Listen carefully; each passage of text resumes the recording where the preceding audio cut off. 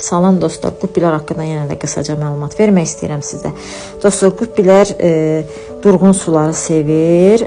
Burulğan yaradacaq filtrlərdən çalışın istifadə etməyin akvaryumda. Çünki qubbilər tez yorulur və xəstəliyə açıq olurlar. Bunun əvəzinə pipo filtr, şəlalə filtr kimi filtrlərdən istifadə etməyinizi məsləhət görürəm.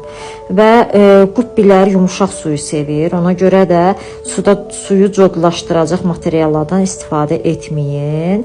Əksinə suyu yumuşaldacaq materiallardan, məsələn, koryaqa olsun, ağac yarpaqları olsun, yəni bu tip materiallardan istifadə edin və təbii ki də mütləq akvaryumlarında bitki olmalıdır, çünki bitkili akvaryumu sevirlər.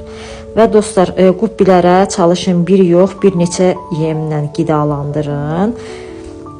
Və yenə də sualları olan olsa məndən əlaqə saxlasın. Belə kiçik məlumat verici videolar paylaşmağa davam edəcəm. Təşəkkürlər, məni izləməkdə qalın və bəyəndiyiniz üçün də təşəkkür edirəm.